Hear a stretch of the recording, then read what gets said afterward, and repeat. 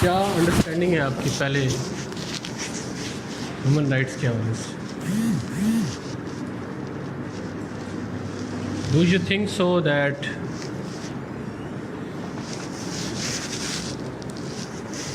अब वो ना, मैं आपसे ये कहूँगा कि तकरीबन सेशन एंड पे पहुँच चुका है। वो जो हाथ पकड़ने वाला काम है वो तो अब ख़त्म हो गया कि आपको लेके चलना हर चीज़। तो अब आप लिखें 15 फरवरी तक, इट डिपेंड्स अपॉन यू। हमारे दरवाजे खुले हुए, ठीक। आप जब तक लिखना चाहते हैं, जो लिखना चाहते हैं, गलत सही आप लिखें। ज़्यादा फोकस आपको इसके ऊपर होना चाहिए।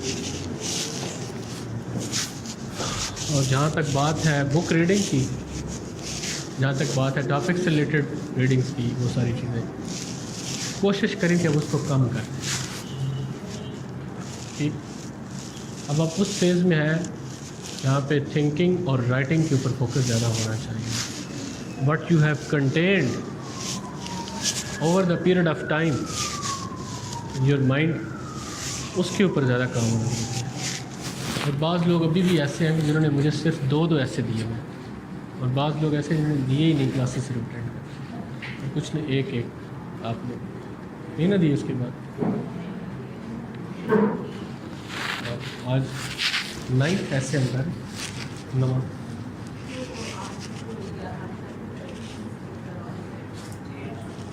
उसको करें, आप फीडबैक मिलेगा। तो फीडबैक डे आप वर्किंग डेज में से खुद सेलेक्ट कर लीजिएगा। मुझे मसला होता है कि लोगों का भी कंसेंसस नहीं हो रहा था, कोई किसी दिन नहीं होता, कोई किसी दिन नहीं होता, वो फिर अगले दिन आ जाता है, उसमें कभी मैं नहीं होता। तो आप अपना भी एक कंसेंसस डेवलप कर लें। मेजॉरिटी का कुछ पता नहीं चलता, ठीक है ना। वो जो इलेक्टोरल कॉलेज होता है ना, वो बड़ा लिमिटेड सा हो जाता है। बहुत से लोगों को मैसेज नहीं डिलीवर हुआ होता, बहुत से लोग उसको देख नहीं पाते, बाद में उनकी कॉल्स आती हैं, ठीक। तो उधर से इश्यूज आ जाते हैं। तो उसका बेहतर हाल ये है कि मैं डिक्टेटरशिप रखूँ, अपनी मर्ज़ी से दिन बता दूँ, जो आ गया, नहीं आया तो मेरा कोई शिकवा नहीं, ठीक है। तो डिक्टेटरशिप में ना परफॉर्मेंस ज़्यादा होती है। अयूब के ज़माना देख लें, ज़िया का देख लें, डेवलपमेंट क्यों ज़्यादा होती है? वो एक बंदे ने डिसीजन लेना होता है और अल्टीमेटली ले लेता है। What is your opinion that over the period of time in 2017, when we talk about human rights, and human rights means inalienable, fundamental, inherent rights of the man, which they have as being man or woman, as human beings. All those rights which are part of the debate of the modern world, as well as the part of the constitution of all the states who are the members of United Nations, they adhere to such kind of rights in the regime of United Nations and international law. What is your opinion that the progress we witness today in this day and age, in this age of technology development, this is the progress that we witness? This is a real progress in terms of human rights, or it is just a deception? The greatest tragedy with the science is that it is value free.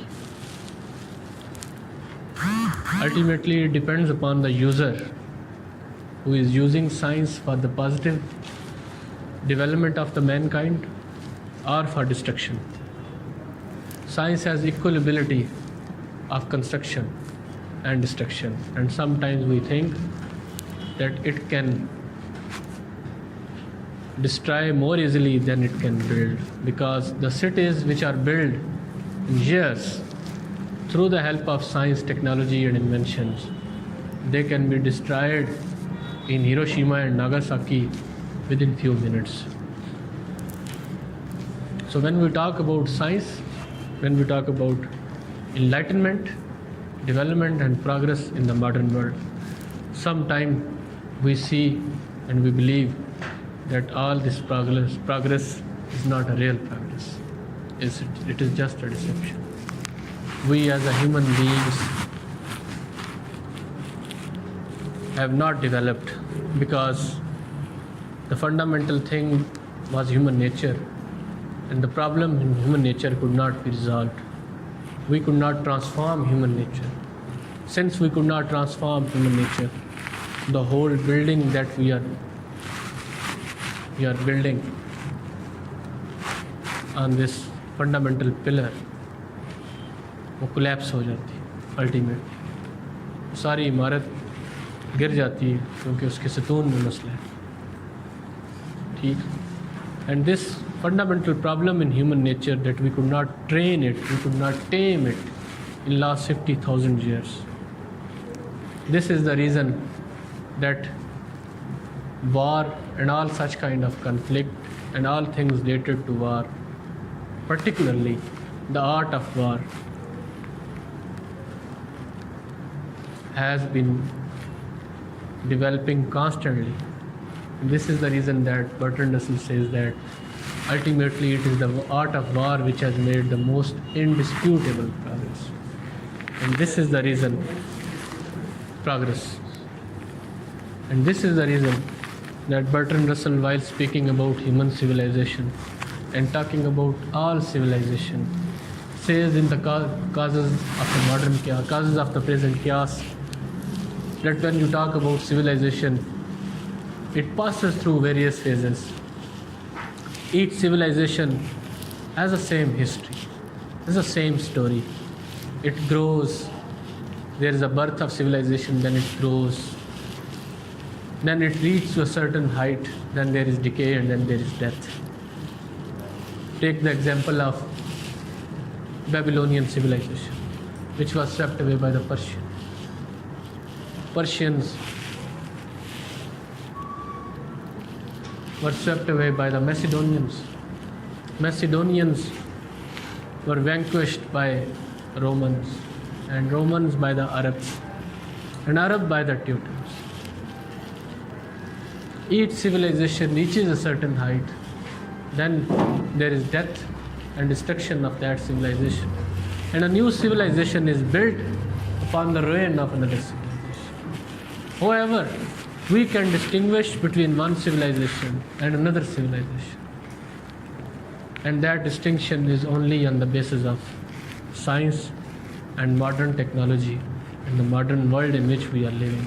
And can we say that this modern world is better than the world before? Can we say that the age we are living in is better than the previous age in terms of human rights? From the first conflict in the human history between Habil and Qabil till this day and age, we have witnessed more than 15,000 major conflicts, and in these conflicts we have exterminated almost more than 4 billion peoples. More than 4 billion peoples. And even from 1501, when foundation of the modern world was laid down, and Paul Kennedy says in Rise and Fall of Great Power that the world 1501 is a watershed moment, a watershed year, which divides mankind into two phases, one before enlightenment and one after enlightenment, before progress and one after progress. So what is the ultimate result of that enlightenment and that progress? In last 1000 years, whether we have improved in terms of providing basic security to mankind,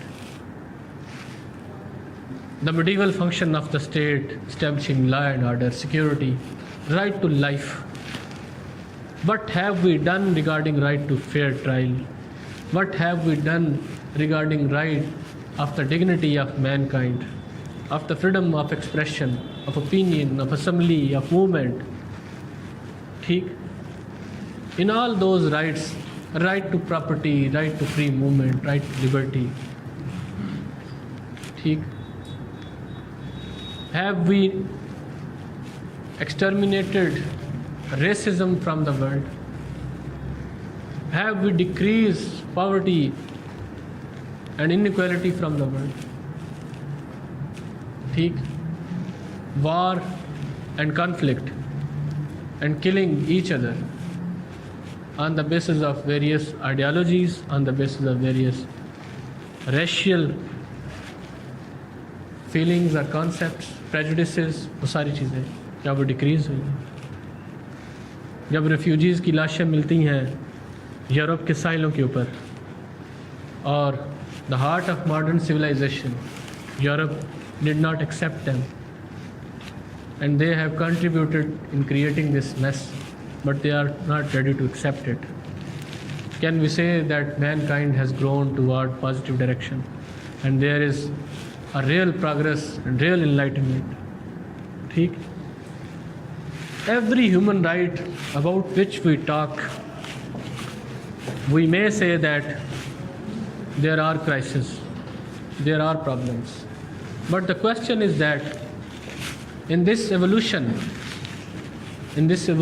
of mankind, human rights की आज के दौर में क्या worth है, क्या progress है, क्या ये प्रोग्रेस रियल है या ये इल्यूजन है? इसके ऊपर आपकी ओपिनियन बिल्ड होना चाहिए। ठीक, व्हाट इज़ योर ओपिनियन, बताएं। Progress real?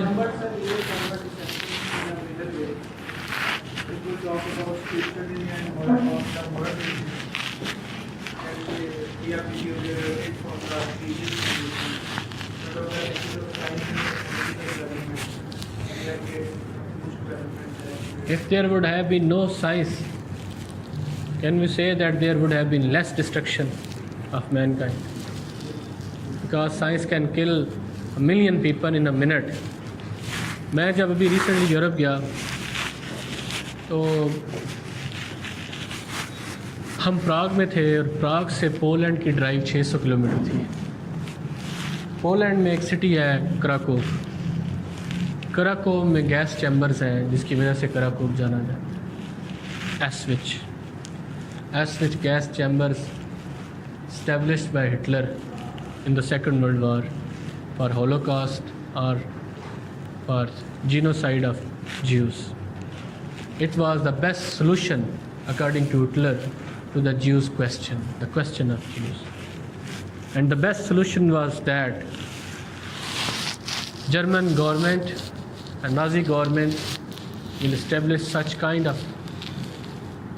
machines, such kind of mechanism in which efficient, effective and speedy killing of the Jews can be made. Before that, killing of Jews who are also human beings was done. Killing of Jews was done through shooting. एक बंदे के ऊपर एक गोली का खर्चा आता था and they believe that it is not worth it. एक गोली का खर्चा एक बंदे के ऊपर क्यों है? सबको इकट्ठा करके मारे, हम सबको इकट्ठा करें कैसे? So gas chambers were created. Over the period of time, gas chambers में मज़ीद टेक्नोलॉजी ऐड करके इफेक्टिवनेस लाई और हमने वो देखे सारा। वहाँ पे जाके अभी भी रूह कांपती। गैस चैम्बर्स विज़िट करते हो। The way modern man of 20th century is killing human beings and the way whole apparatus has been designed to kill human beings. आप बच्चों के जूते देखते हैं बाहर लगे हुए जो उन्होंने संभाल के रखे हैं, 3 साल का बच्चा, ठीक, उनके जूते देखते हैं तो एक हाल है जो सिर्फ बच्चों के जूतों से भरा हुआ है, जो गैस चैम्बर्स में जाने से पहले उतर जाते हैं, सब कुछ ताल है। लेकिन सर ये तो सिर्फ एक नेगेटिव एस्पेक्ट हम देख रहे हैं ना टेक्नोलॉजी का, अगर पॉजिटिव साइड पे मैं उधर आ रहा हूँ, पहले नेगेटिव की तरफ हूँ। वो सूफीज़ वर्ल्ड नावल पढ़ा, उसमें सूफ़ी को वो लेटर लिखता होता है, ऐसे ही है। तो सूफ़ी का इंटरेस्ट बढ़ता जाता है, लेटर पढ़ती जाती है, तो उसके माइंड में बड़े क्वेश्चन आते हैं, तो वो टीचर से लेटर करना शुरू कर दिया। अब टीचर के माइंड में एक स्कीम थी, उसने बनाई थी, तो वो उसको एक लेटर में कहता है, सिर्फ ये कहता है कि Sufi please do not jump to the conclusion, ठीक। तो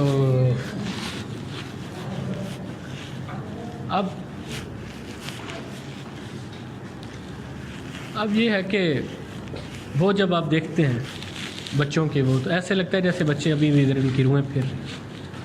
जब औरतों के गैस चैम्बर में जाने से पहले बाल उतार लिए जाते थे, ठीक, वो बाल अभी तक उन्हें रखे, एक पूरा हाल बहुत बड़ा, सिर्फ बाल पड़े होंगे, सिर्फ बाल, ठीक। इसी तरह दूसरों के उनकी जो चीज़ें इस्तेमाल करते थे वो सारे, वो जब ट्रेन से उतरते थे, more than 27 कंट्रीज से ज्यूज़ ट्रेन के ऊपर भर भर के लाए जाते थे। हाँ, हमारे माइंड में बड़े क्वेश्चन जनरेट होते थे उधर। वी आस्क्ड दैट, जो हमें गाइड कर रही थी खातून, कि वाई एसविच एज अ लोकेशन। तो there was coal industry in एसविच, कोल माइंस थी, वहाँ पे काम करते थे। एम्यूनिशन इंडस्ट्री बड़ी थी वहाँ पे।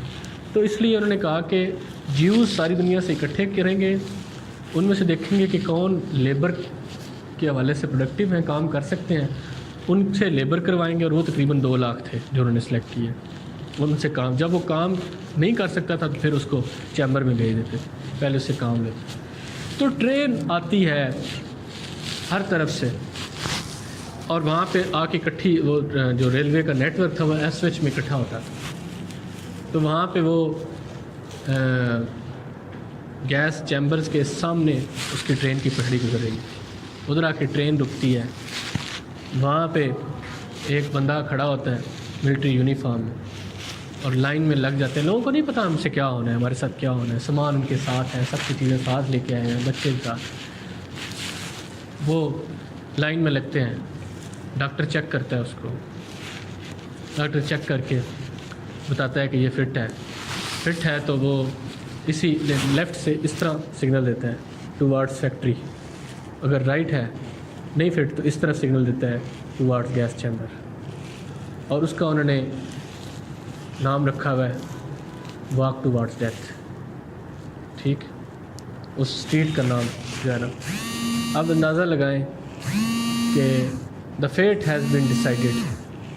लोग ट्रेन से उतर रहे हैं, इशारा हो गया है towards death and towards temporary life until and unless you are unable to work, ठीक। क्या उस वक्त फीलिंग्स होती हैं वो फिर लोग चैम्बर की तरफ जाते हैं। वहाँ पे अब चैम्बर क्या है, चैम्बर में 700 लोगों की कैपेसिटी है, और उसमें बात का 2,000 लोग ठोंस दिए जाते हैं। 700 से लेके 2,000 लोग 20 मिनट में मारे जा सकते हैं, ये उसकी एफिशिएंसी है, जबकि शूटिंग से नहीं मारे जा सकते। तो और ये वो चीज़ें हैं ना जो हम पहले सुनते थे और यकीन नहीं आता। फिर वो जब सारा मैकेनिज़्म देखा, इस तरह ये ऑपरेट होता था वो सारा, तो फिर इंसान ये सब कुछ कर सकता है। ये सबसे बड़ा दरिंदा भी तो एट द टाइम यही है, इंसान, द ग्रेटेस्ट बीस्ट। तो फिर उनको चैम्बर की तरफ भेजा जाता है, 2,000 लोगों को अंदर फेंक देता है, बच्चों को माओ के साथ ही, ठीक, और वो सब। और जो ही वो अंदर जाते हैं, साइनाइड एक केमिकल है, उसको चैम्बर की चिमनियों में रखा जाता है, और 2,000 लोग जब सांस लेते हैं तो कमरे का टेम्परेचर ऑटोमेटिकली जब 25 सेंटीग्रेड इंक्रीज़ होगा तो साइनाइड मेल्ट होना शुरू हो जाएगा और वो ऑक्सीजन में शामिल होना शुरू हो जाएगा। कमरे में सफोकेशन स्टार्ट हो जाएगी और विद इन 20 मिनट्स सबके सब मर जाएंगे। That was the answer to Jewish question and that was the state of human rights by one of the most modern developed nation of the world, German Nazi, ठीक। So in this process 11 lakh लोग मारे गए Jews, और overall Holocaust में वो कहते हैं more than 4 million. बहरहाल 2 मिलियन तो कहीं भी नहीं गया, 2 मिलियन लोग मारे। ये सारी चीज़ें उस वक्त हो रही थी जब साइंस अपने अरूज पे थी, जब मशीनरी अपने अरूज पे थी, जब इंडस्ट्री अपने अरूज पे थी, ये सब कुछ था। जब लीग ऑफ नेशंस आ चुकी थी, जब we were moving toward United Nation Organisation, जब वॉल्टायर बोल चुका था, जब रोसो कह चुका था जब J.S. मिल और Bentham greatest good of the greatest numbers कह चुके थे, जब लिबर्टी फ्रेटर्निटी इक्वालिटी की स्लोगन लग चुकी थी, जब 1848 का रेवोल्यूशन भी आ चुका हुआ था, ठीक, जब universal declaration of human rights बन रहा था, ठीक, आया तो 47 में, 48 में, जब जॉन लॉक ह्यूमन राइट्स की फाउंडेशन रख चुका था, ठीक, जब अशोका 2500 साल पहले राइट टू लाइफ के ऊपर कह चुका था, जब Cyrus the great Cyrus cylinder 4000 साल पहले दे चुका था और उसने कहा था right to life is the life of every human being and right to property also, ठीक, जब इस्लाम आ चुका हुआ था, ठीक, ये सारी चीज़ें हो चुकी थी, और जब साइंस में सब कुछ था, उसकी मौजूदगी में तो ये सब कुछ हुआ है. It means there is something fundamentally wrong with us, ठीक, और वो कहीं आके हमारी सारी डेवलपमेंट, हमारी सारी प्रोग्रेस, हमारी सारी इनलाइटनमेंट आके उसके ऊपर क्वेश्चन मार्क लग गए.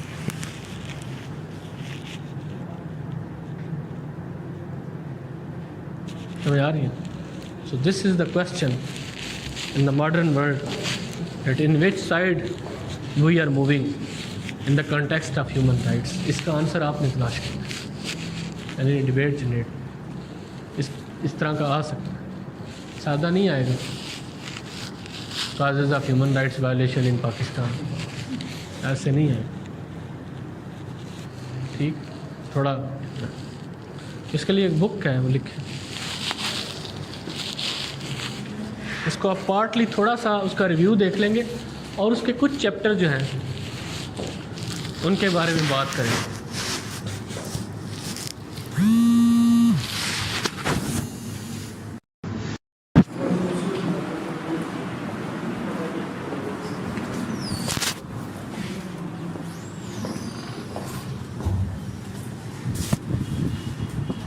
Enlightenment Now by Steven Pinker मैं शेयर कर दूंगा. एक अच्छी किताब है, आपको इसमें से काफ़ी चीज़ें मिलेंगी. Enlightenment Now by Steven Pinker.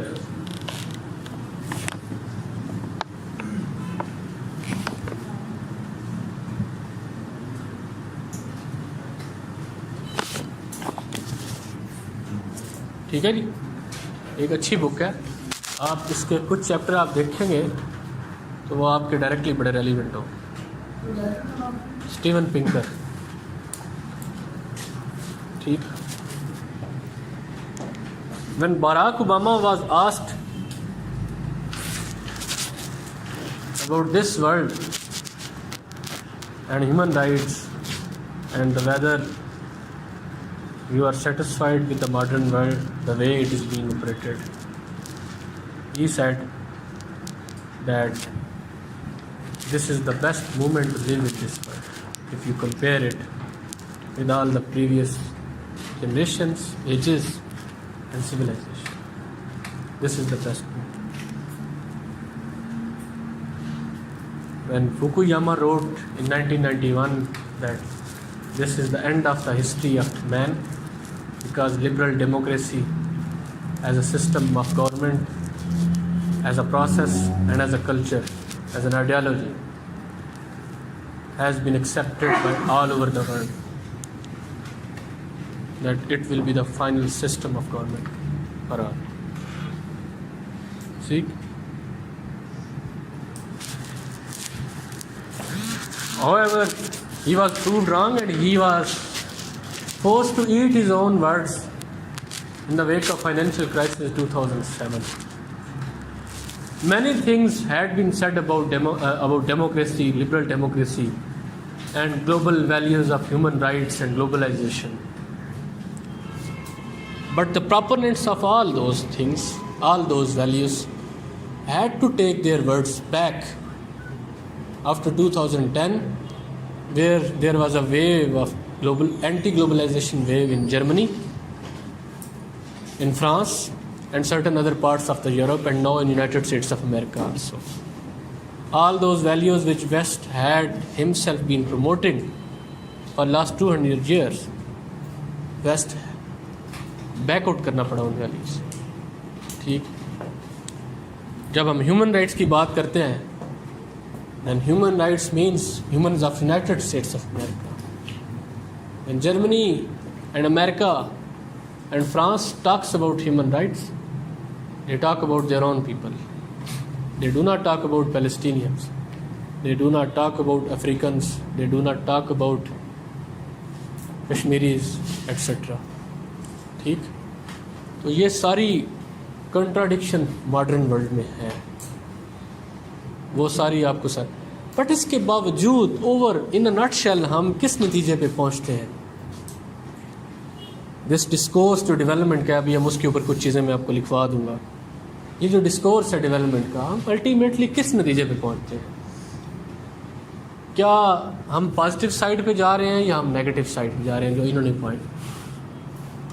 So the conclusion of history is that we are moving towards positive side. The insecurity that has been bred into the mankind and into our psyche, it took almost thousands of years, and we cannot build defenses of peace within human mind in a century. Compassion,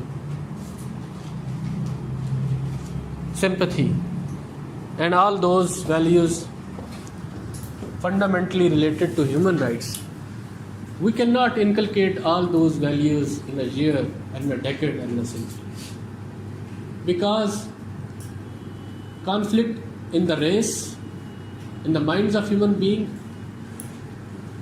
ये सारी चीज़ें, they had been bred into us in thousands of years, and it will take centuries.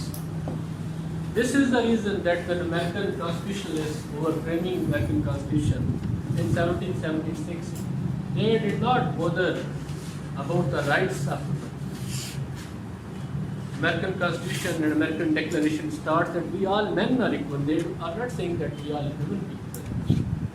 All men mean only white men of the elite class, not even the men. African Americans तो बहुत दूर की बात, वो तो इंसान भी नहीं समझ सकते।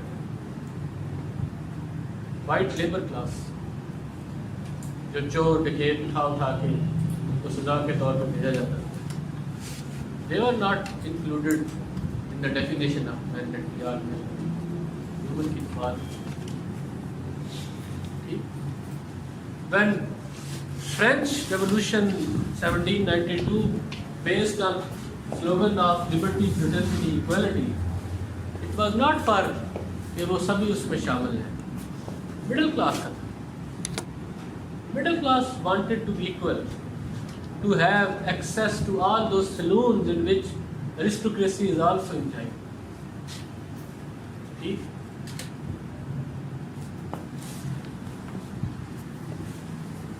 ये सारी चीजें होती रही।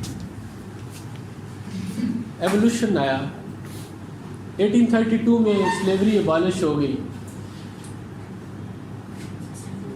वो अमेरिका में, पहले ब्रिटेन में।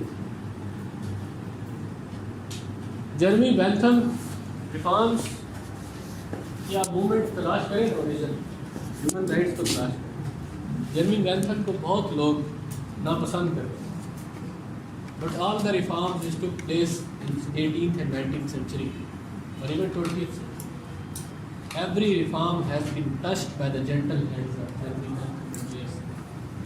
When you talk about human rights and the concept of greatest good and greatest good and the happiness of human beings, when you talk about women's rights, you cannot ignore J.S. Mill, you cannot ignore Jeremy Bentham.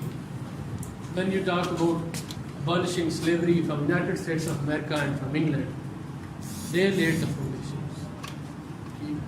इस सारे historical discourse में हम step by step move, और हमारी जो direction है it is towards positive side. Fortunately we have reduced poverty in the last 200 years through economic development, through science and technology. More than 1 billion people have been extricated out of the vicious cycle of poverty. But unfortunately, we have increased inequality in last 200 years. Inequality overall has increased thanks to capitalist system and uneven development in the world.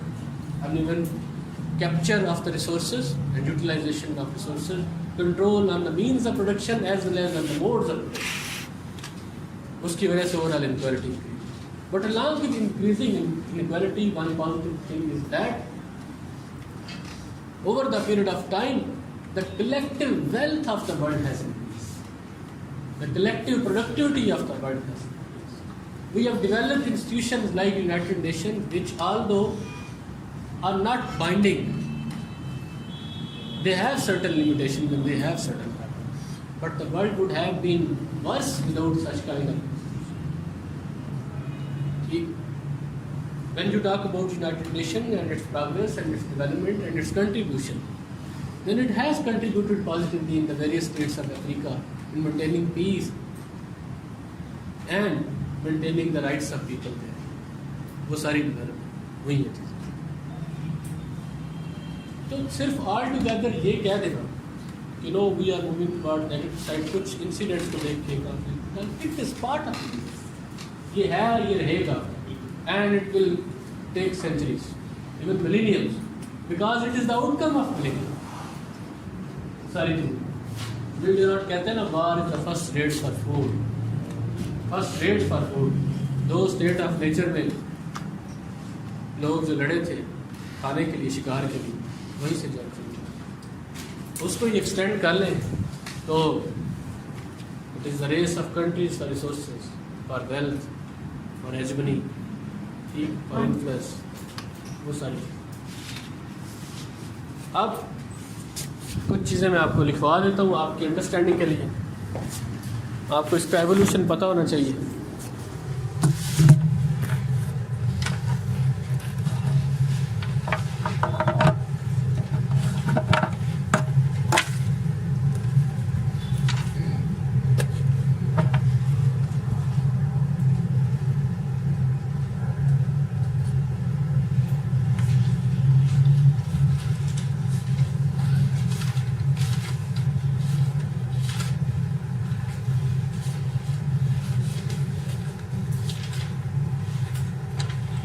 आप लिखें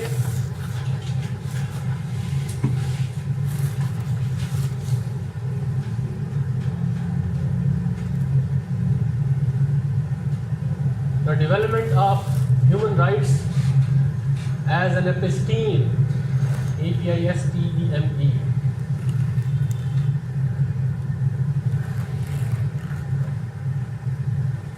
The development of human rights as an episteme is an outcome of modernity.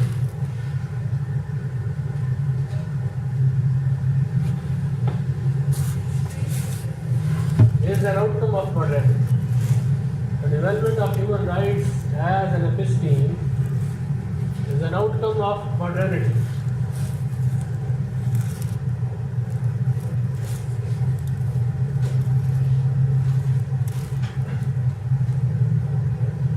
Notch up the stage.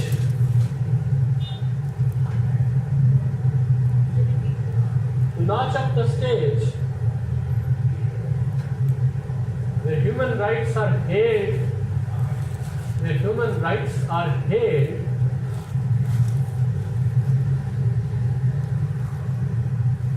as sine qua non, where human rights are hailed as sine qua non for any civilized society, for any civilized society, sine qua non, SINEQUANON,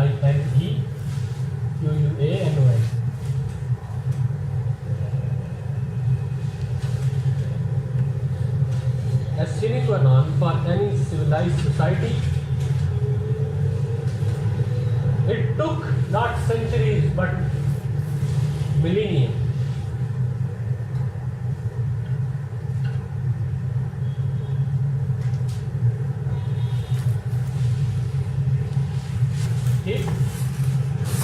Women and slaves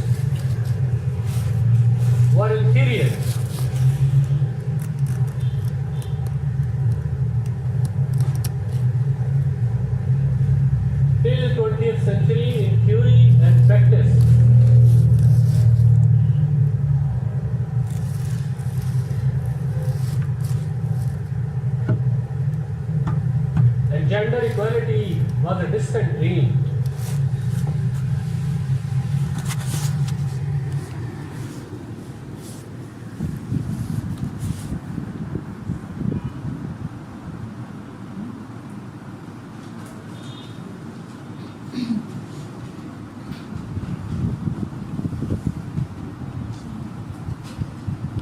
अभी कुछ मैं history से आपके just knowledge के लिए, कि ताकि आप अपने इस तरह का कोई ऐसे आ जाए तो उसको हिस्टोरिकल बैकग्राउंड देने के पर्पज़ से नहीं, बट उसकी आपकी हिस्टोरिकल अंडरस्टैंडिंग के लिए, और ये कैसे इवाल्व हुआ है over the period of time.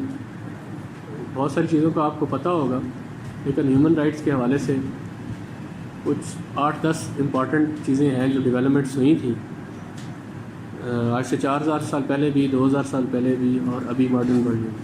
उनका सिर्फ फिंगर टिप्स पे आपको पता होना चाहिए कि वो क्या, और उनको आप ज़रूरत के मुताबिक अपने ऐसे में कहीं पे रिलेट कर लें, कहीं पे इस्तेमाल कर लें, ठीक है।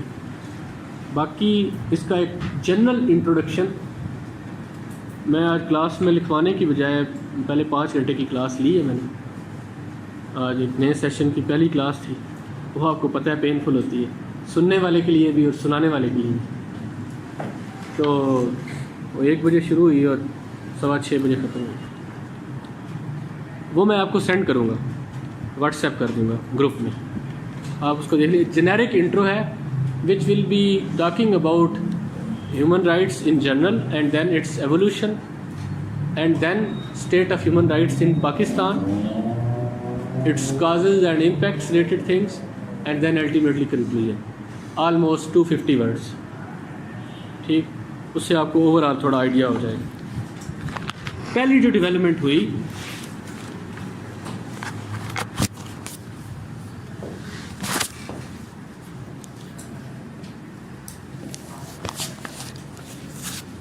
ये एक कोड था किंग ऑफ उरनामो, URNAMU, उरनामो, यहाँ से काम स्टार्ट हुआ था। UR मैं लिख देता हूँ यार,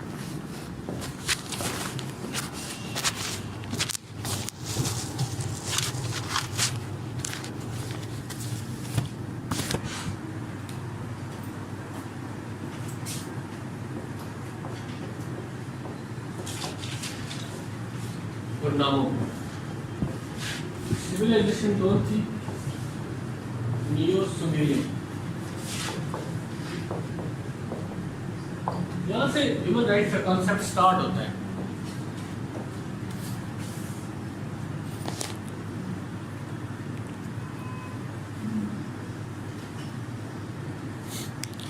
it is first known civilisation of Mesopotamia.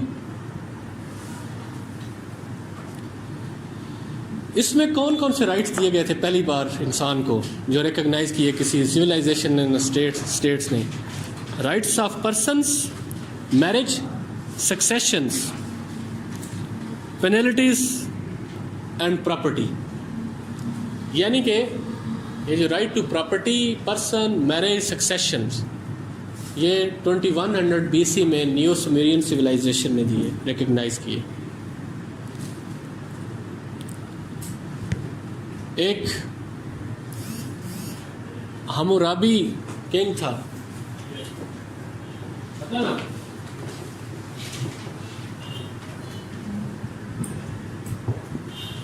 उन्होंने भी ह्यूमन राइट्स के वाले से कुछ उस वक़्त जो अभी जो आप बातें उस वक्त की इस कंटेक्स्ट में अगर करेंगे तो आपको अजीब लगेंगी, बट उस वक्त वो भी एक डेवलपमेंट थी। इनमें एक ये था कि फ़र्ज़ किया, ये इन्होंने वो कॉन्सेप्ट किया था, concept of justice, eye for an eye वाला। हाँ, तो किसी की गाय मार देता है, गाय मार, ये जाकर उसकी गाय मार, मतलब उसकी गाय ले आए, खुद इस्तेमाल करें, उसका कोई आधा नहीं। ये आई फॉर आई के चक्कर में गाय जाके मारा था। चलो बंदे के बदले में बंदा मारना तो समझ में आती है, गाय का क्या कसूर है? ठीक।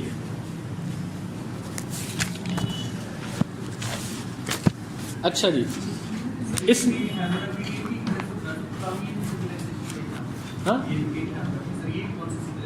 200 BC उसी का बाद में नहीं। उसके बाद इंटेग्रिटी, इसी में इंटेग्रिटी ऑफ जुडिशरी, जो इसने चीज़ें दी,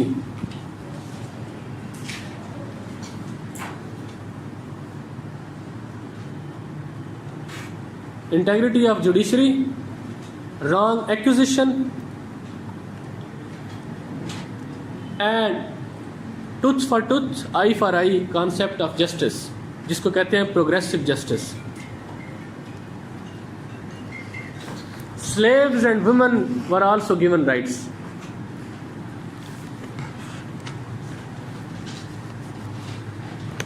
फिर इसके बाद एक लैंडमार्क डेवलपमेंट जो हुई सबसे बड़ी, वो था साइरस सिलेंडर। ये आप गूगल करेंगे तो सामने आ जाएगा, पर्शिया में अभी भी मौजूद है। 539 BC Babylon fell to Persians.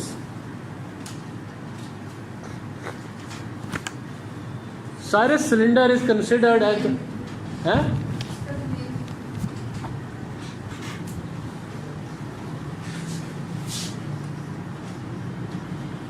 Cyrus cylinder. It is considered as the first document of human rights.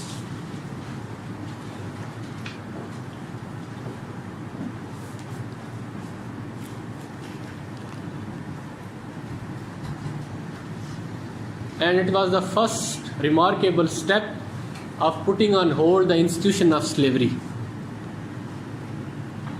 Institution of slavery was put on hold. And it also introduced the concept of paid workers.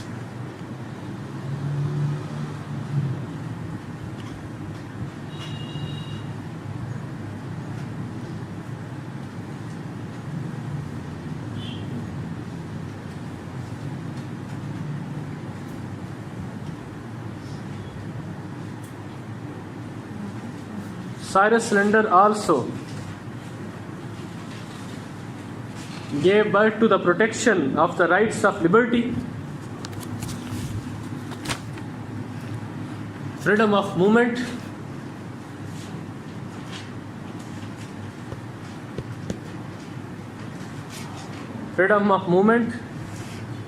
right of property, protection of economic and social rights.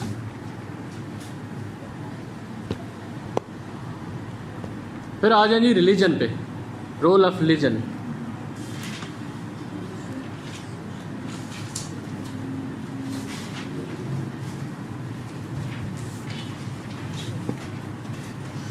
इसमें जब you shall not किल, जब कोई भी किसी किताब में, जब Hebrew में जब ये कहा जाता है ना कि बाइबल में ये आया था, you shall not kill in Bible mean right to life, इसको इस तरह इंटरप्रेट किया जाता है। तो राइट टू लाइफ रिलीजन में भी दिया गया। तो इसलिए आप कह सकते हैं कि जुदाइज़म, क्रिश्चियनिटी, इवन बुद्धिज़्म में तो ये बहुत ज़्यादा है, ठीक, और फिर इस्लाम, राइट टू लाइफ एक फंडामेंटल राइट था, ह्यूमन राइट, जिसको रिकग्नाइज किया गया।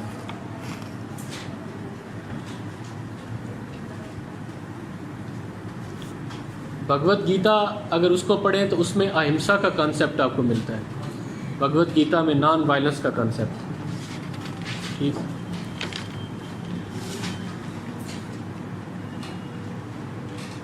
फिर आपको कन्फ्यूशनिज्म के बारे में पता होना चाहिए। कन्फ्यूशनिज्म में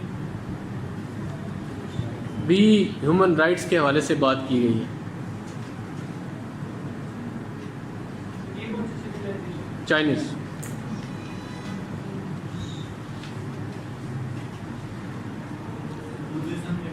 Buddhism, Christianity, all major religions of the world they talked about human rights और वो सारी चीज़ें। अब आ जाएं जी आगे ज़रा, मैग्ना कार्टा 1215,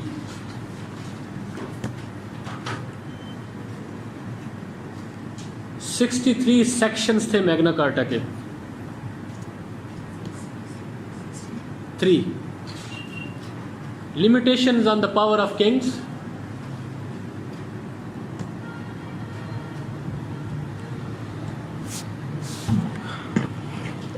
एब्सोल्यूटिज्म के ऊपर एक बहुत बड़ा चेक था Magna carta.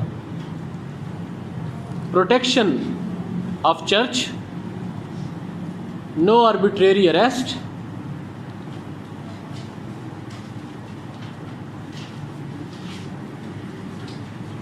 Regulated seizure of property.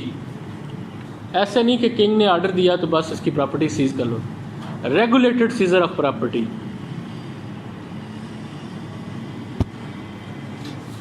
उसके बाद ये Machiavelli, idea of secularism and nationalism. अच्छा, मैग्ना कार्टा में there were 63 sections, limit on kings power, protection of church, no arbitrary arrest and regulated seizure of property, and then separation of church. और उसके बाद है Machiavelli.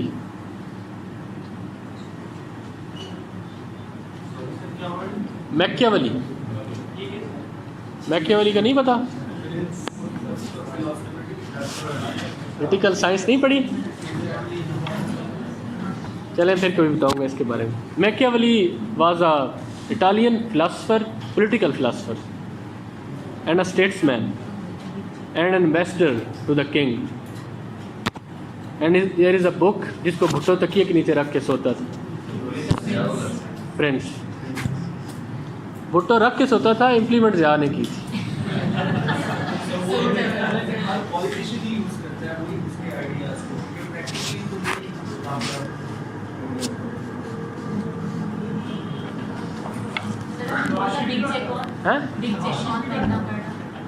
Big check on absolutism Magna.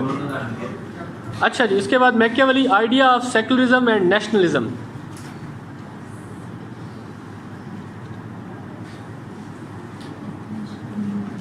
ये took religion, हमने 1947 तक आना है, ज़रा जल्दी करें। मेन जो हिस्टोरिकल इवेंट्स हुए हैं उससे होगा क्या, ये ज़रूरी नहीं थी चीज़ें। उससे सिर्फ ये प्रूव करना था आपके इंट्रो थीसिस स्टेटमेंट में कि हम इन सारी चीज़ों के बावजूद we are moving towards other direction, and the way you develop your thesis statement at point of view on your essay ये सारा करवाने का अल्टीमेटली हिस्ट्री और ये हिस्टोरिकल डिस्कोर्स पढ़ने के बाद आप खुद ये रियलाइज करते हैं कि nobody was talking about rights of women in 1789 except Mary Wollstonecraft. There was only one woman who wrote a book, उससे ये डिबेट स्टार्ट। वरना तो कोई बात नहीं करता। nobody, even Plato ideal republic में उसने कॉलिंग के बारे में कोई बात नहीं, except giving consent duties. Voltaire was not talking about the rights of slaves, rights of women. Rousseau was not talking about, Locke was not talking about. कोई भी नहीं बात करता। It means it was not a part of that debate at that time. There were certain other things in this historical evolution. क्या वजह है कि इस्लाम में स्लेवरी तो है लेकिन अपनी नाम नहीं, क्या वजह है that is concept of non-crime? For example आपकी ऑफलाइन रेलेवेंट भी है, उसमें क्लैरिटी भी, ऑर्गेनाइजेशन भी है, प्रोडक्शन भी बड़ा अच्छा है, सब कुछ अच्छा है, लेकिन आपने negative views point of views को डिस्कस किया। अच्छा सुना, कोई उसका आर्गुमेंट समरी का साबित करना चाहिए, कोई उसका नहीं चाहिए समझाए। हाँ, अगर आपके जेंडर व्यूज डिसलाइक करें तो वो नंबर ही पड़ेगा, फेल नहीं। एक दूसरा इसका एक रूल कि आप किन साइड पे पॉजिटिव साइड पे जाना चाहिए, किन साइड गवर्नेंस कैसे आ गया राइट साइड पे जा, ठीक एनर्जी क्राइसिस पे ऐसे आ गया, डिसाइड कर लें जितना मर्जी पड़ता है नेगेटिव साइड पे, नेशनल डिसइंटीग्रेशन पे आ जाए, जाए नेगेटिव साइड पे क्यों ना जाए, है मसला, ठीक। डेमोक्रेसी पे आए, बेहतर है पॉजिटिव साइड पे जाएं, because we are actually, analysis बताते हैं कि we are moving towards positive side, ठीक। ह्यूमन राइट्स की तरह आए तो actually we are moving towards, gender equality के ऊपर आए, एक्चुअली वी आर मूविंग, इसमें कोई शक ही नहीं है, कोई दो राय ही नहीं है, ठीक। We are moving towards positive side, gender equality के हवाले से, जेंडर पार्टिसिपेशन के हवाले से हमारी थिंकिंग बदल रही है, although it is slow, a time will come कि वो होगा। If one woman became Fatima Jinnah, when Jinnah was walking with Fatima Jinnah, he was giving a message to the peoples of Pakistan that men and women can walk equally in all walks of life. That they are equal. He was basically giving this message. If Fatima Jinnah would have been confined in the four walls of his house, जितना भी वो घर बड़ा था, वो जो message देना चाहता था वो ना दे सकता. ठीक. If one woman can become equal to one man in case of Benazir Bhutto and Asif Ali Zardari, उससे भारी थी, कम तो नहीं थी. ठीक. Then it means there is probability that 100 women over the period of time will become equal to 100 men. But it will take time. It will take time. So इस तरह के जो ऐसे हैं उसमें आप अवॉइड करें नेगेटिविटी. तो ओवरऑल आप बाकी ऐसे में दूसरा स्टांस ले सकते हैं, कोई मसले नहीं है उसमें. ठीक. But in that case even in essays में भी अगर आप नेगेटिव स्टांस लेते हैं, आपके आर्गूमेंट बड़े क्लियर होने चाहिए. अब सपोज आप ऐसे आ जाता है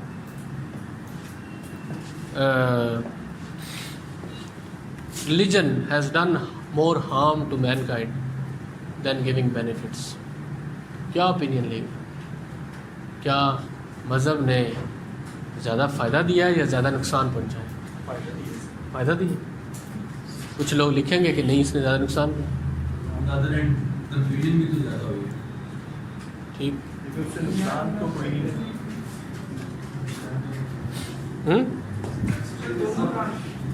तो ऐसे चीज़ों के ऊपर आपके फिर अंडरस्टैंडिंग होनी चाहिए और फिर एक क्लियर ओपिनियन होनी चाहिए और आपके आर्गूमेंट्स फिर बड़े कंक्रीट होने चाहिए जिस साइड पे भी है.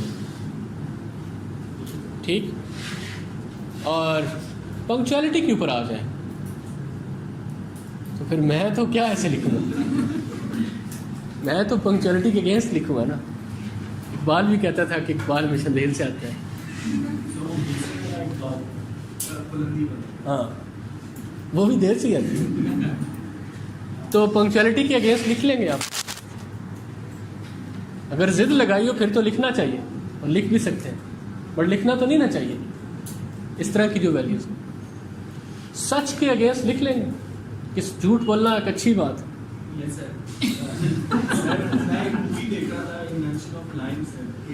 वो बात ठीक है, मैं समझ गया हूँ. लिखने को तो बंदा कुछ भी लिख सकता है, लेकिन क्या लिखना चाहिए उसमें फिर इशू हो जाए. इसलिए ये जो मार्च ऑफ हिस्ट्री है और जो सर्टन मॉरल इश्यूज हैं उनके ऊपर आप उनके अगेंस्ट नहीं जा सकते. अच्छा जी, आगे. He took politics out of the religious context. ये लिख लिया आपने? He took politics out of the religious context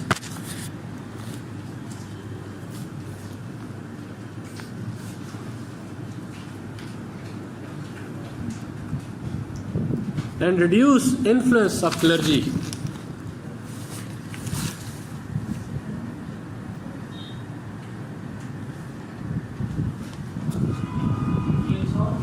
clergy, CLERG. उसके बाद मार्टिन लूथर 1512.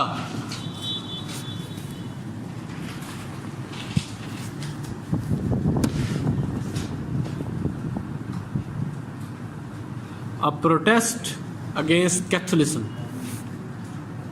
जिससे नया एक सेक्ट क्रिश्चियनिटी में क्रिएट हुआ, Protestantism. That was a protest against what was happening at that time and what the church was doing at that time. उसने एक लिख के ऐसे चर्च की दीवार के ऊपर लगा दिया अपने प्रोटेस्ट के दौर.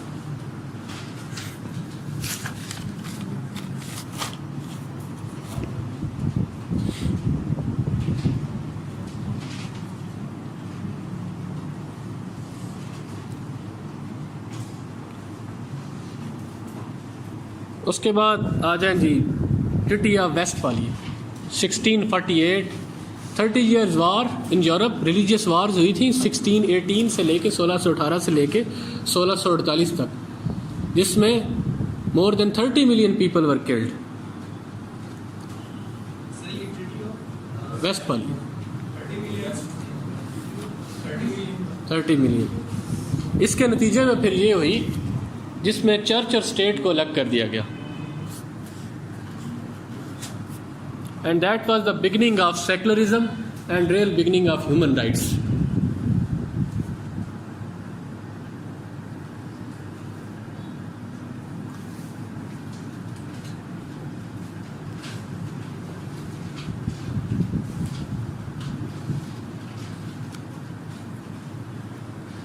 ये जो रिलीजियस वार्स हुई थी 30 साल, जिसमें इतने ज़्यादा लोग मारे गए थे, इसके बारे में लिखता है कि लिख लें, religious intolerance had generated a vicious cycle of insecurity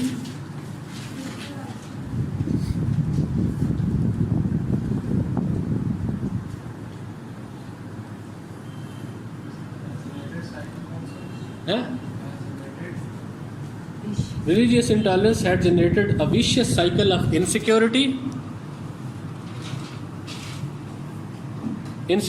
for life, property, and honor.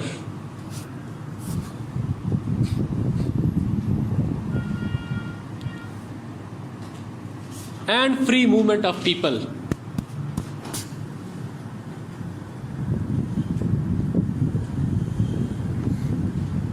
अब इससे 3 चीज़ें निकली थी आगे जो आज आपको मिलती हैं 21st सेंचुरी में, ये वहाँ से स्टार्ट हुई थी।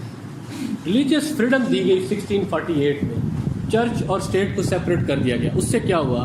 Religious freedom had 3 more corresponding freedom of assembly, association and expression, जो आज आपके फंडामेंटल राइट्स में 18, 19, 20 मिलते हैं। अब religious freedom had 3 corresponding freedom of assembly, association and expression. Yes. 1648 Treaty of Westphal.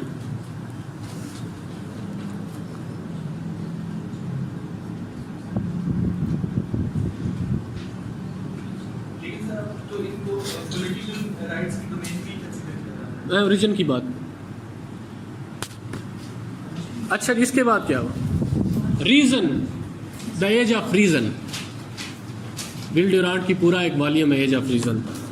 Reason occupied the centre stage and pragmatism prevailed. Reason occupied central stage and pragmatism prevailed, leading towards human rights. Leading towards human rights. Pragmatism prevailed. इसके बाद habeas corpus act 1679, पता है इसका क्या होता है? Habeas corpus में आपको तो पता ही होगा, मीन्स प्रोड्यूस द बॉडी। आपने अरेस्ट किया किसी को, you have to produce it in front of magistrate.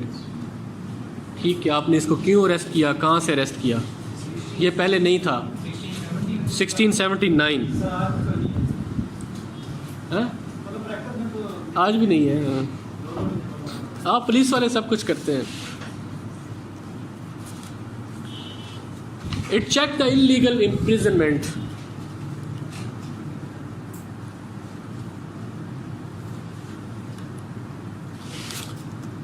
इसके बाद ग्लोरियस रेवोल्यूशन 1688।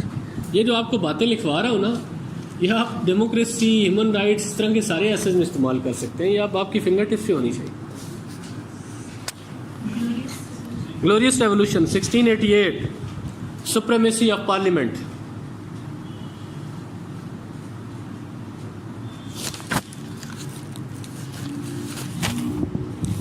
आगे आ जाए 1689 बिल ऑफ राइट्स। वो तो पहले लिखवा दिया ना, यही ज़माना जो स्टार्ट हुआ 1648 के बाद। Bill of rights 1689। People's representative house of common जिसे कहते हैं, assume power. It became dominant over house of lords and king.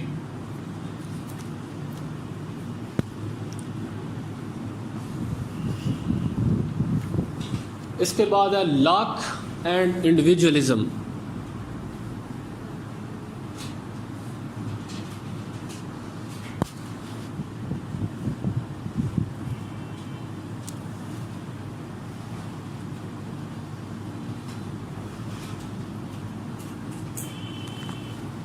ये बड़ी लंबी डिबेट है, पॉलिटिकल साइंस वालों को पता होगा। He gave the concept of first time gave the concept of natural rights. ये जो right to life, right to property, ये सब they are natural rights of human beings. They were in the state of nature, they had been blessed with these rights in the state of nature. Nobody can take them, no king, no parliament, no institution. This is the reason that Locke is considered as the father of human rights. John Locke.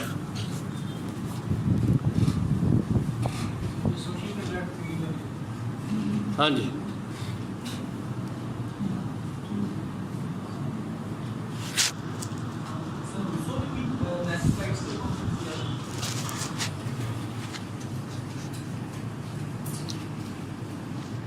अच्छा उसके बाद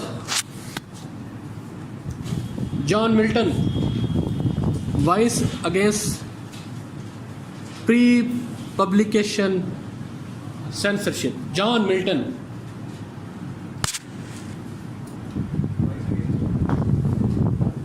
vice against pre publication censorship, इसकी एक quotation लिख लें। Pre publication censorship.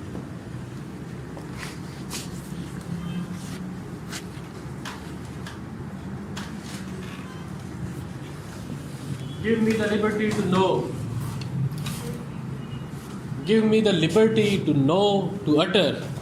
ये बताएं next week आपकी क्लास, ये मुहर्रम 10 जुमे को ख़त्म होगा, 10 मुहर्रम, संडे को क्लास रखें।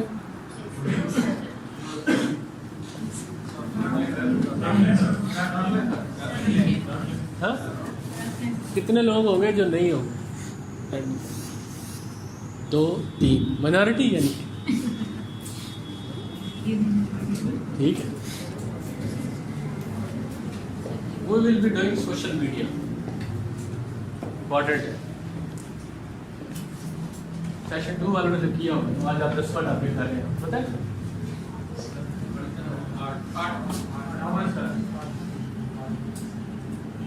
8वां तो किसी सूरत में नहीं हो सकता, 9वां जनरल भी स्वभाव है।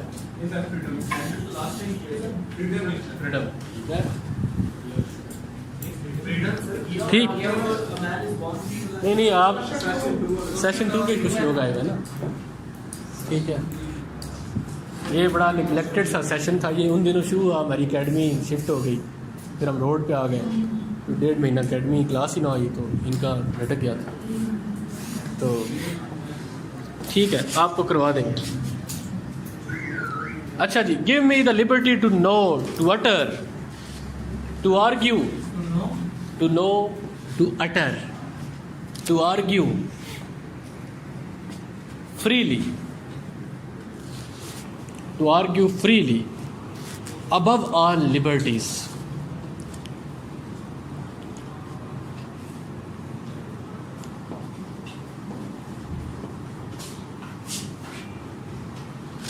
If truth is let free, if truth is let free, it will overcome and win over all possible errors. It will overcome and win over all possible errors. उसके बाद लिखे हैं वॉल्टायर, वॉल्टायर, वॉल्टायर, VOLTAIR। उसकी रूह तड़प गई होगी जब सुना होगा। उसने कहा था, I disapprove of what you say, but I will defend till death your right to say it. ये एज ऑफ इनलाइटनमेंट है, जिसके ऊपर मैंने आपको एक बुक बताई ना, इनलाइटनमेंट 9, वो आज की। ये एज ऑफ इनलाइटनमेंट है। इसमें जो ये फिलासफर थे, ये वॉल्टायर वगैरह और ये रोसो, इन्होंने वो बातें उस वक्त की जो आज भी कोई नहीं कर सकता। ये मॉडर्न लिबरलिज्म की बात और ये सारा इंडिविजुअलिज्म, ये उस वक्त इन्होंने की। ठीक, ये सारा जो आप फ्रीडम देखते हैं आज, ये इन्हीं लोगों का काम है। उस 17th सेंचुरी में ये स्टार्ट हुआ था। 17th सेंचुरी में आज जितने भी आप मॉडर्न ह्यूमन राइट्स आप सारी मूवमेंट्स देखते हैं, ये right, freedom of expression, liberty, law, ये सारी 17th सेंचुरी की debate.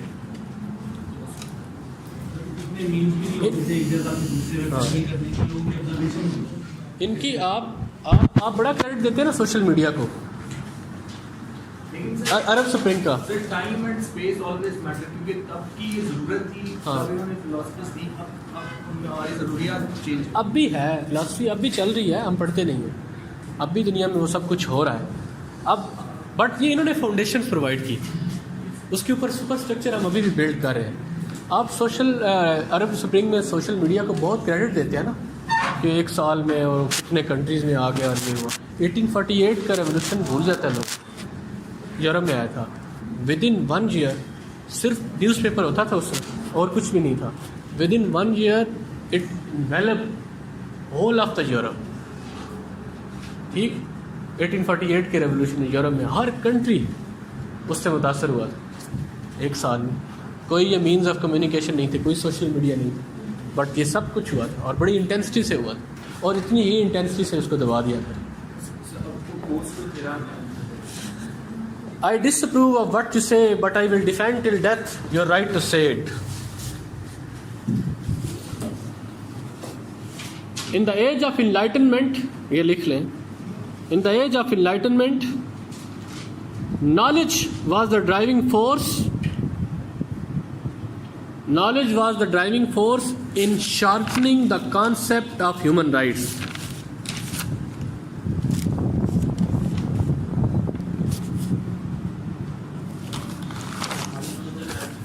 In sharpening the concept of human rights.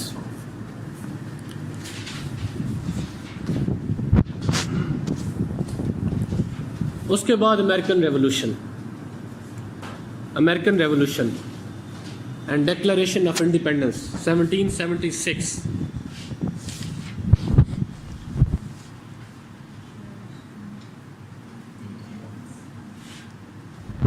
इसके दरमियान ब्रैकेट में आप 4 चीज़ें लिख लें। और पॉपुलर सॉवरेनिटी का कॉन्सेप्ट दिया कि लोग रूल करेंगे, नो किंग विल रूल। मैंने इसके ऊपर पहले बात कर चुका हूँ आपसे। पॉपुलर सॉवरेनिटी का कॉन्सेप्ट रोसो, ये भी ह्यूमन राइट्स की डिबेट का हिस्सा है। लॉक ने बात की नेचुरल राइट्स की, limits on sovereignty, limits on sovereignty. Hobbes ने बात की राइट टू लाइफ के ऊपर, उसने कहा था कि there is no divine right of kingship. इससे पहले डिवाइन राइट का कॉन्सेप्ट था। यही वजह थी कि हॉब्स की, हालांकि वो एब्सोल्यूटिस्ट किंग का फेवर में था, बट मोनार्की के साथ उसका सबसे बड़ा डिस्प्यूट यही स्टार्ट हुआ था।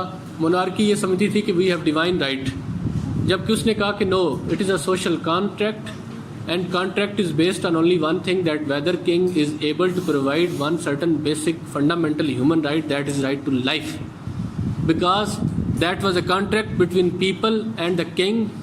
They created a king, they created a Hobbesian, a sovereign जिसे कहते हैं, and they gave him certain rights, surrendered everything.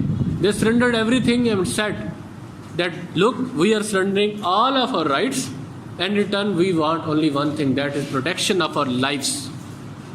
और अगर वो आप नहीं कर सकोगे, you will not be having any right to be king. ठीक, तो राइट टू लाइफ का उससे कंसेप्ट मिलता है। इसके बाद वॉल्टेयर मैंने आपको बता दिया, फ्रीडम ऑफ एक्सप्रेशन। इसके बाद French revolution, liberty, fraternity, equality.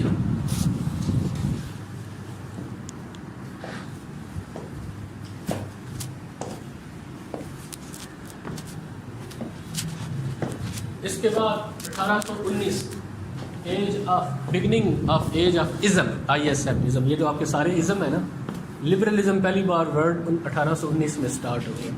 ये जो आपके लिबरलिज्म, यूटिलिटेरियनिज्म, ठीक, सोशलिज्म, ये सारे जो इज़म हैं ये 19th सेंचुरी के बिगिनिंग में स्टार्ट होते हैं। और पहला इज़म लिबरलिज्म का वर्ड जो यूज़ हुआ था वो 1819 में यूज़ हुआ था, लिबरलिज्म। ठीक है जी। 1832 reforms in UK, United kingdom, great Britain. Slavery was abolished reform act के थ्रू।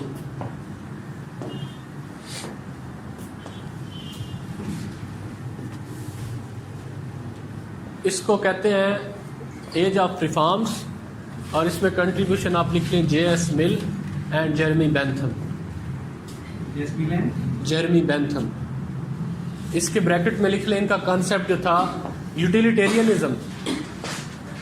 यूटिलिटेरियनिज्म इनका जो कॉन्सेप्ट था वो ये था that greatest good of the greatest numbers. और किसी चीज़ की भी अगर यूटिलिटी है तो वो ठीक है, अगर उसकी यूटिलिटी नहीं है तो वो इंसानों के लिए ठीक नहीं है।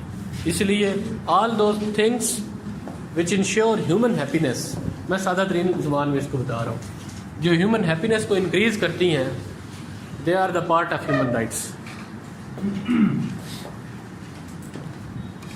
And it should be the goal of mankind that they should aspire and work for increasing happiness of the greatest numbers। ज़्यादा से ज़्यादा लोगों की ज़िंदगियों में खुशियाँ आनी चाहिए। और खुशियाँ किस चीज़ों से आती हैं? गुर्बत ख़त्म हो, इनइक्वालिटी ख़त्म हो, ठीक है, एम्प्लॉयमेंट जनरेट हो। और सबसे पहले किसी फ़िलासफ़र ने, मेल फ़िलासफ़र ने अगर बात की है वुमेन राइट्स की, तो J.S. मिल ने बात की है। उसकी जो बीवी थी हैरी टेलर, उससे मुतासर हो गए। स्टार्ट काम उसने किया था, but after her death J.S. मिल उसको फिर एक पीक पे लेके गया।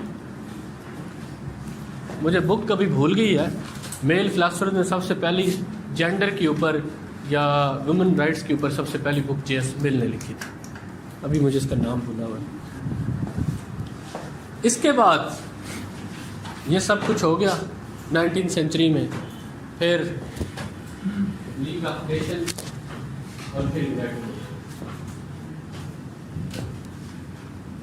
यूनाइटेड नेशन में वर्ल्ड वॉर 2 के बाद universal declaration of human rights. इसके 30 या 31 आर्टिकल्स हैं, आप सिंपली गूगल करेंगे सारे आ गए।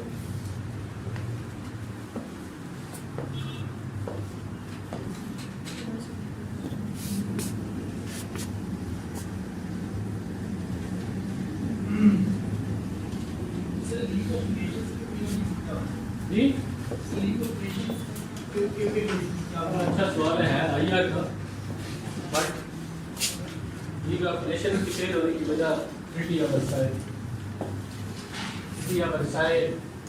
contained the seeds of Second World War, and when we don't have the will the peace establish करेंगे, और फिर उसमें अमेरिका शामिल भी नहीं होगा, जो उसने रेजोल्यूशन की कांग्रेस को इनकार कर दिया।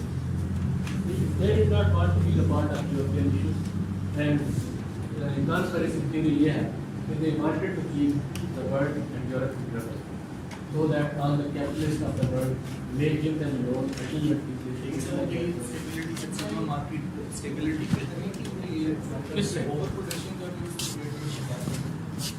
अमेरिका ओवर प्रोडक्शन का शिकार था, बट कंजम्पशन नहीं थी दुनिया में। ग्रेट डिप्रेशन आ गया था 1929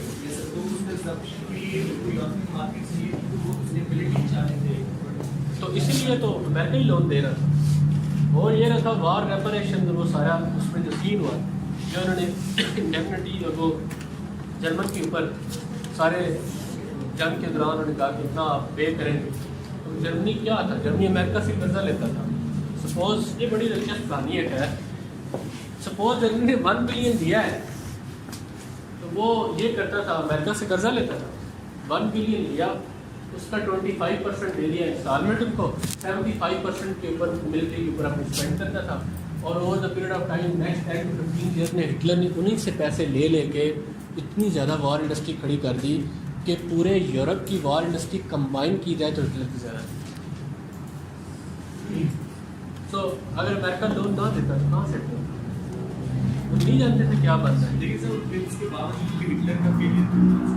फेलियर वो होना था, वो तो तय था। जब आप अकेले रह जाएं, जब बहुत ज़्यादा एम्बिशियस हो जाएं, जब आप एक वक्त में इतने वार थिएटर ओपन कर लें, रशियन जो मिस्टेक इसने की, ठीक है, और वो भी विंटर में, और उसका इम्पल्स से डिसीजन लेता था हिटलर, ठीक। और वो चीज़ें ज़ाहिर है फिर अल्टीमेटली आप सब कुछ तो नहीं कर सकते, वो होना ही था, वो इनएविटेबल था, ठीक। अच्छा जी, अब 47 तक आप पहुंच गए। अब what are the issues of human rights in Pakistan? क्या इश्यूज हैं आप सबको पता है। जेंडर डिस्क्रिमिनेशन क्या सबसे बड़ा इशू है? क्या हमारे राइट्स, देखें जेंडर राइट्स जो है ना वो डिबेट बाद में शुरू हुई थी। ख़वातीन के हकूक़ की जो डिबेट है और जो मूवमेंट है वो 1789 में स्टार्ट हुई। उससे पहले मर्दों के हकूक़ की मूवमेंट स्टार्ट हुई थी। क्या पाकिस्तान में मर्दों के हकूक़ उनको मिल चुके हैं कि औरतों के हकूक़ की बात की जाए? कहाँ पे गेन किया हुआ है? कोई एक ड्रामा ऐसा दिखा दे। मर्दों के कौन से हकूक़ से अलग हो रहे हैं आप ये? They are invisible victim of household terrorism. ये इसके ऊपर कभी किसी ने कोई खत लिखा है? इसके ऊपर कभी किसी ने डान के ऊपर कोई कॉलम लिखा है? कभी कोई ड्रामा आया? वो जो तरीक राहों में मारे जाते हैं, वो जिनकी ज़ुबान खोल नहीं सकते कि अपनी बेइज्जती होगी, ठीक, वो सब कुछ। जेंडर डिस्क्रिमिनेशन एक, मिसिंग पर्सन्स का इशू है ना। क्यों नहीं लिखना? क्यों नहीं लिखना? लिखें ना। हाँ नहीं, आर्मी के बारे में ना लिखें, आप लिखें मिसिंग पर्सन का इशू है, यहाँ पे लोग गायब हो जाते हैं और पता ही नहीं चलता। स्टेट इंस्टीट्यूशन लिखे ना, कर लेते हैं, ठीक। एजेंसी का नाम किसने कहा लिखे? कोई एविडेंस है आपके पास जिनसे कभी देखा है किसी को अरेस्ट करते हुए? तो डाउट क्या, आप डाउट वाली बात क्यों लिखेंगे? हम यार, हम कोई अदालत में नहीं केस नहीं लड़ रहे, वो चीफ जस्टिस का काम है, ठीक है।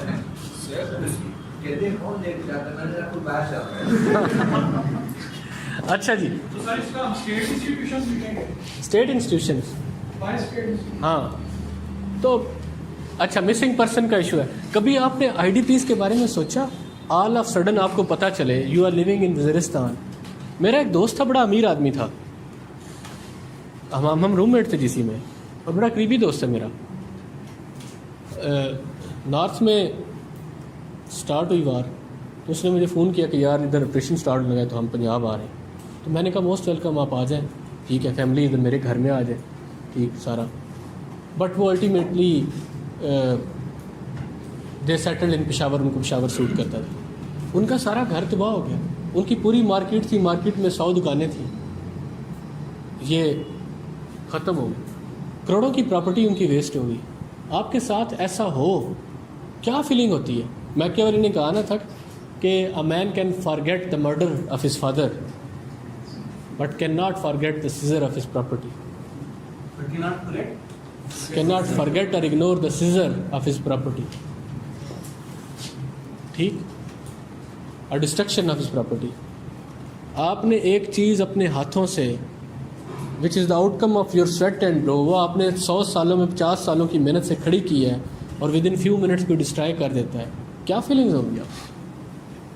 ठीक, आपको घरों से उखाड़ के सड़कों पे ला दिया जाए, झुग्गियों में ला दिया जाए, क्या फीलिंग्स होंगी आप? 2.7 मिलियन लोग IDPs बने थे पाकिस्तान में जब स्वात का क्राइसिस हुआ। आपको पता है कितनी ख़वातीन यूरोप की मंडियों में सेल हुई थी? स्वात की, दुबई की मंडियों में सेल हुई थी। कोई इसके बारे में ना लिखता है ना बोलता है। आपको पता है कितनी ख़वातीन और बच्चों को नारकोटिक्स की ट्रैफिकिंग में यूज़ किया गया था? यूरोप से लेके सऊदी अरेबिया और अरब तक, मिडल ईस्ट तक, ठीक, 70 हज़ार की खातून ख़रीदी गई थी। नोबडी टॉक्स अबाउट दैट, ठीक, 60,000 70,000 की सेल, और ऐसा हुआ है, होता रहा है और अभी भी हो रहा है। कोई ओपिनियन नहीं है, नो ओपिनियन।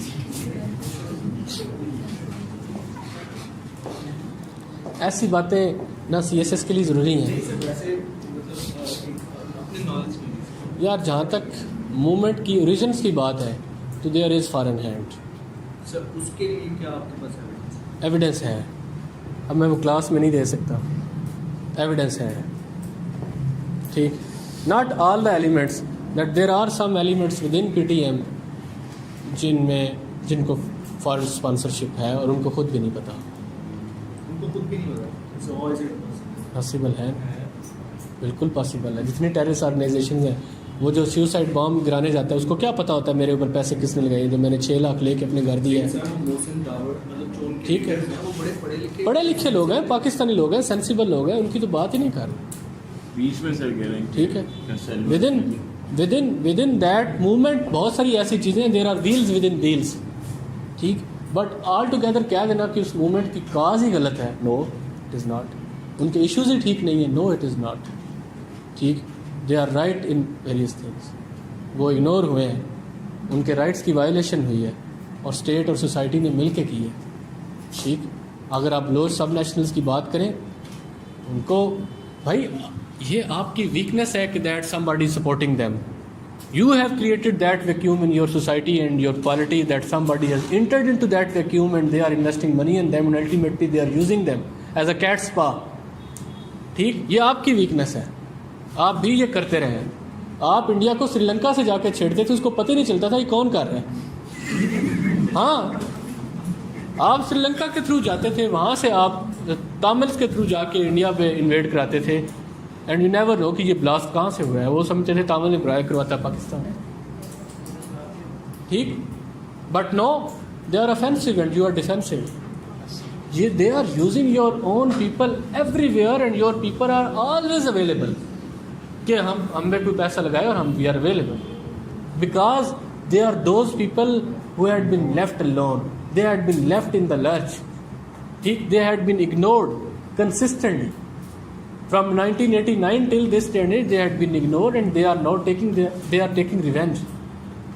उनको कोई भी यूज कर सकता है। वो ये क्या होगा? अच्छा, उनको कोई भी कर सकता है, इशू है। तो ये जो है ना आपका, आपके PTM के इश्यूज वो जनरल, बट उसके ओरिजिन में और उनका अब आप कह दें कि उसको स्नफ कर दें, no, they should not be snuff, they should not be eliminated, they should not be eradicated, they should be engaged. ठीक, आप उनके जख्मों के ऊपर मरहम न रखें, आप सिम्टम्स को ट्रीट ना करें the way you had been treating them since 70s।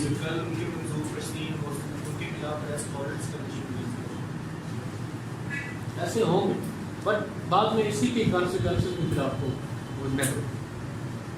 इससे मैं मुकम्मल तौर पर disagree. They should be engaged, they should B diluted, they should B neutralised and they should B D-radicalised. आप उनके वो सेंटीमेंट्स आपने हर्ट किए हैं, उनको तो पहले ठीक है, आप फाटा को पहले एक मॉडल विलेज के तौर, मॉडल सिटी के तौर पर, मॉडल एरिया के तौर पर पूरी दुनिया में खड़ा तो करें। ठीक, अब बताया कि स्विट्जरलैंड जो है और ऑस्ट्रिया बहुत खूबसूरत मुल्क है।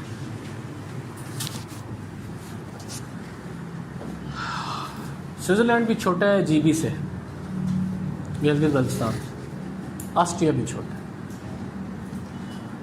है। एक स्विट्जरलैंड अकेला $520 बिलियन का रेवेन्यू जनरेट करता है टूरिज्म, और इसी तरह ऑस्ट्रिया है टूरिज्म, वो सिर्फ मैनेज करते हैं।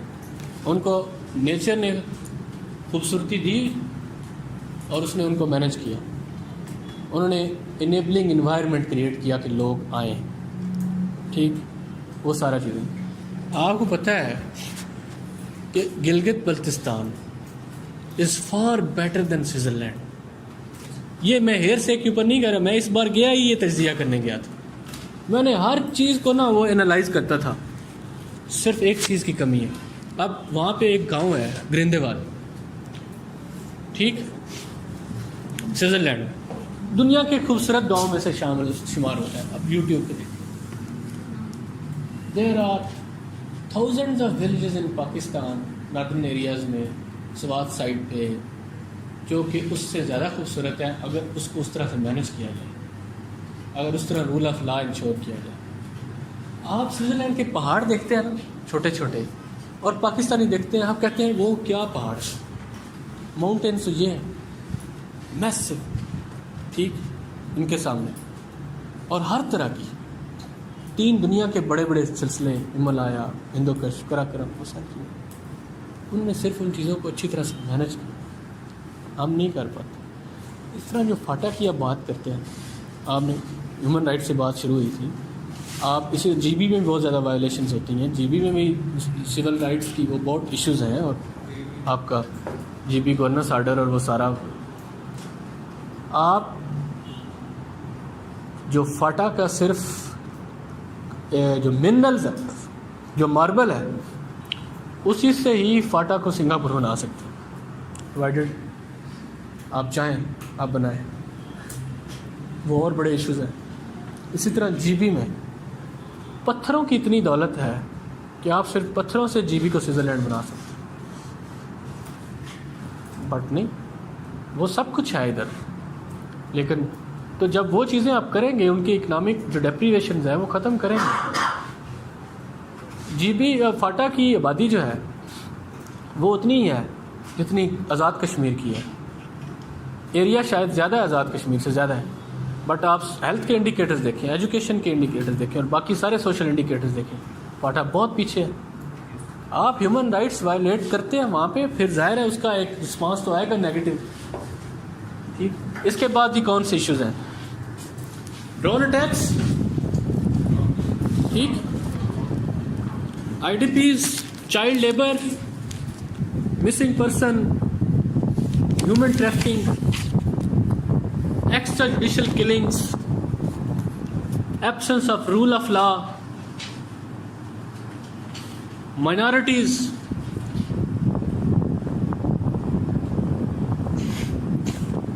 जस्टिस, इतना स्लो, पेनफुल और अपॉलिंग किस्म का जस्टिस सिस्टम है कि गरीब आदमी तो इसके हाथ चढ़े। ठीक, और उसके लिए आपका स्टेट का जो जुडिशल सिस्टम है वो बिल्कुल ही नाकाम हो चुका है। चीफ जस्टिस साहब बड़ा वो दूध की दुकानों के ऊपर इधर उधर छापे मारते हैं। सबसे ज़्यादा जो उनको ज़रूरत है ना, वो अपने निज़ाम को ठीक करने की ज़रूरत है। हम ठीक है, ब्यूरोक्रेसी बहुत बदनाम है और मैं पार्टली उसका रिस्पॉन्सिबल।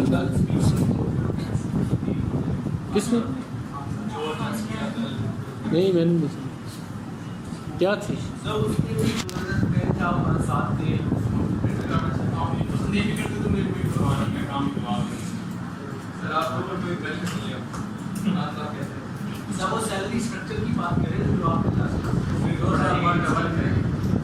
चलें, अब कैसे करें? पैसा तो है नहीं है?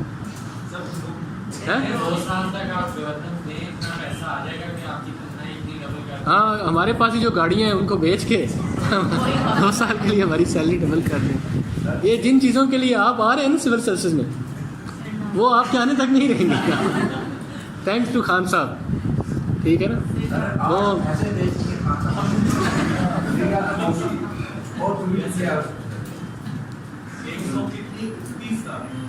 यार, इससे बेहतर था उन भैंसों का दूध बेचते रहते। 2 साल में उतनी कमा लेती भैंस, ठीक है। हाँ, ये हमारे जो पॉपुलिस्ट मेयर्स होते हैं ना, ये लेके बैठ जाते हैं। इसी तरह हमारी परमानेंट इंस्टीट्यूशनलाइज प्लानिंग नहीं होती, पॉपुलिस्ट मेयर्स होते हैं, तो उस वजह से वो। अच्छा जी, capital punishment,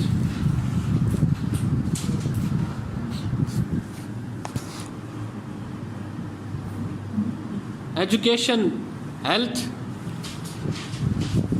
and necessities of life,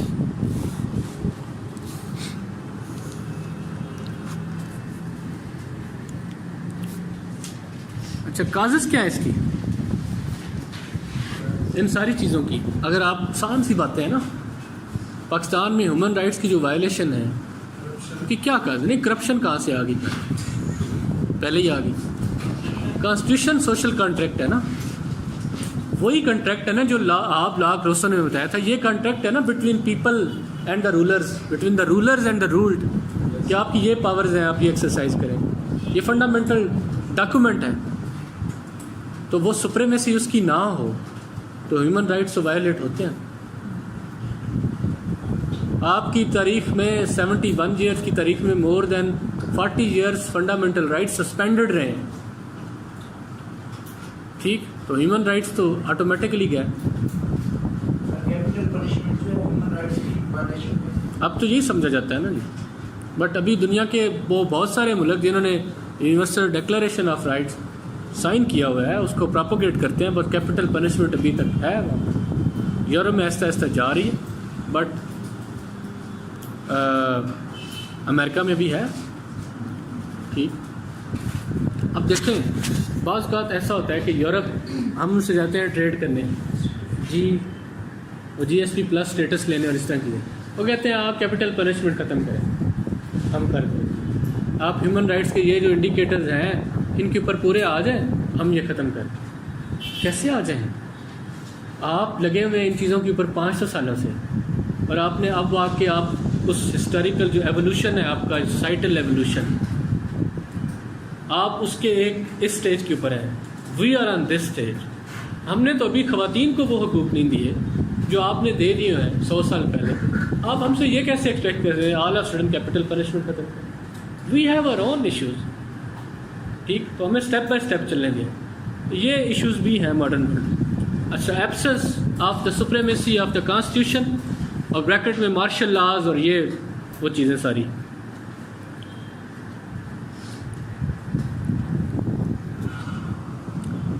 feudal mindset, ये जहन में रखें, feudalism as an economic doctrine Pakistan से ख़त्म हो गया हुआ है, नहीं रहा।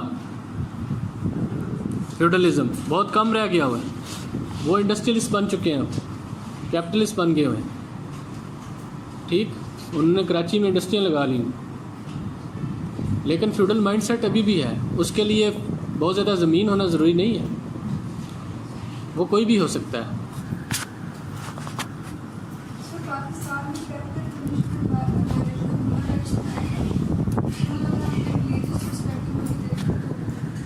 वो और चीज़ है, हम इसको सबसे आखिर में डिस्कस करें।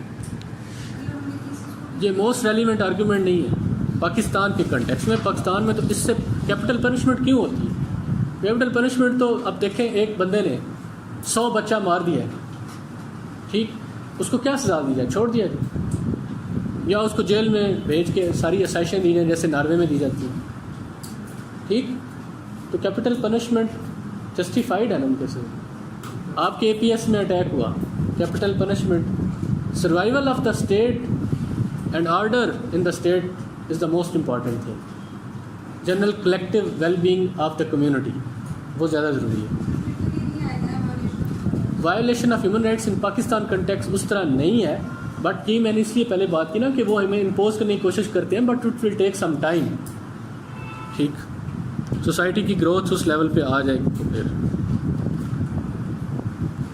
अच्छा जी, और काजेस बताएं आप। गवर्नेंस के इश्यूज, लैक ऑफ एजुकेशन भी, आप गवर्नमेंट का एजुकेशन प्रॉपर्ली प्रोवाइड ना करना, वो एक सिम्टम्स भी है, वो एक काज भी है, ठीक। गवर्नेंस एक बहुत बड़ी काज। ह्यूमन कैपिटल के ऊपर इन्वेस्टमेंट ना करना एक बहुत बड़ी काज।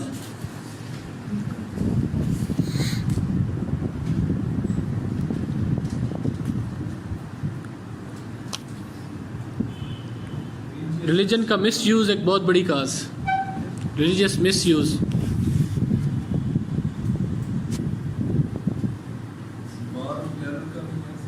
बिल्कुल, वॉर एंड टेरर के थ्रू बहुत, ये तो ऐसे भी आ चुका है।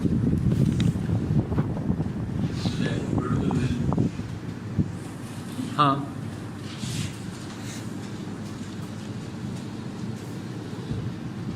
और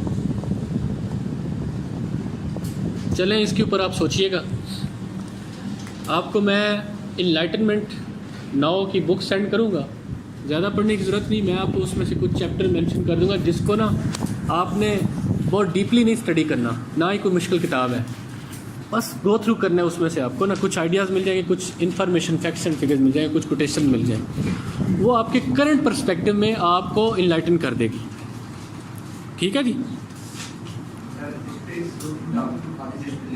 बुक्स मेरे पास और भी हैं 2-3, बट आई विल सी कि आर्टिकल्स पढ़े हो कुछ अच्छे आर्टिकल्स मेरे पास भी नहीं पड़े हुए। मैंने कोशिश की थी, बुक मेरे पास एक हार्ड कॉपी में पड़ी है लेटेस्ट ह्यूमन राइट्स के ऊपर। मैं कोशिश करूँगा कि उसमें बाद में आपको कुछ चैप्टर कॉपी करवा के दूँ। ठीक।